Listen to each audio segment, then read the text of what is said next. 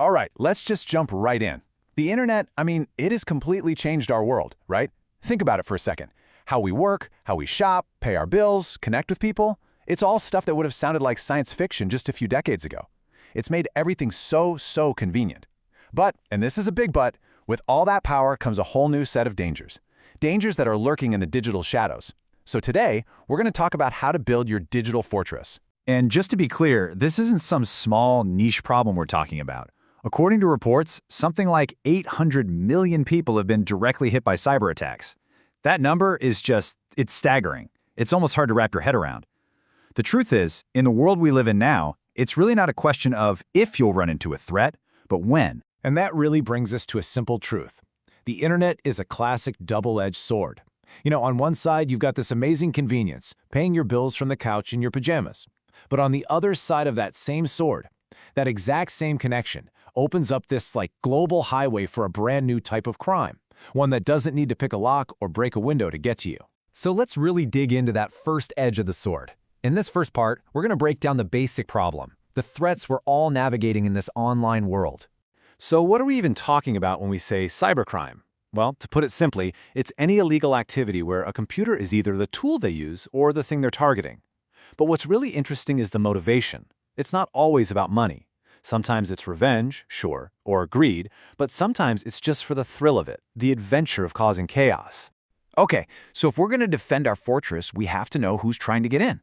So, it's time to meet the digital villains. Think of this as our Know Your Enemy briefing.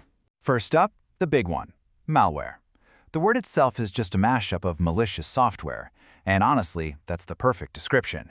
It's basically any piece of software that's designed to sneak onto your computer without you knowing, all to do something you definitely don't want it to do. This is really the umbrella term for most of the villains we're about to meet. So our first type of malware is the classic virus. A computer virus is a bit like a biological one. It needs a host to do anything. It can't just activate itself. It needs you to do something, like, say, clicking on a sketchy attachment in an email.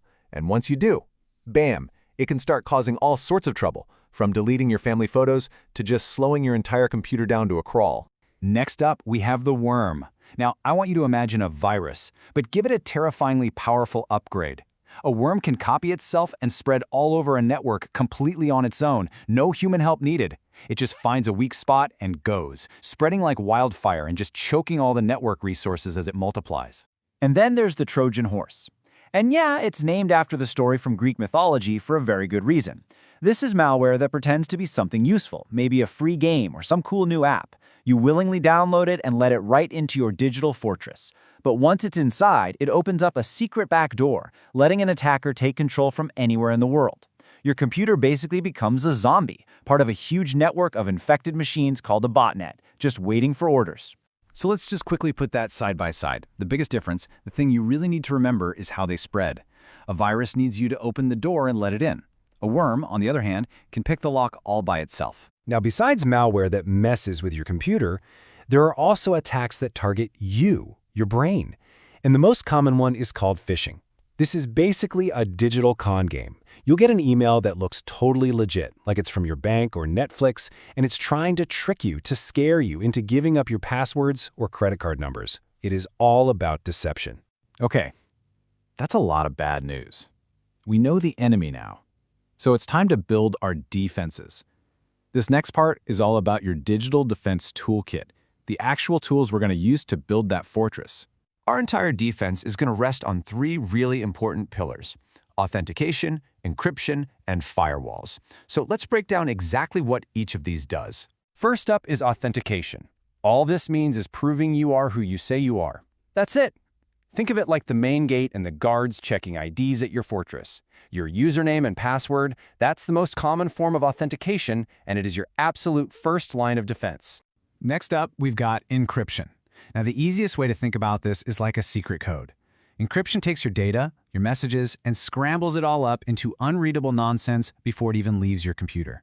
It's kind of like locking your message in a super secure box, so that even if somebody intercepts it on its journey, they can't actually read what's inside. Now, a really common way this works is with something called public key encryption. It sounds complicated, but it's really just a simple three-step dance. Step 1, the person sending the message uses the receiver's public key, which anyone can see, to lock it. Step 2, that scrambled message travels safely across the internet. And finally, Step 3, only the receiver can unlock it because they're the only one with the matching, secret, private key.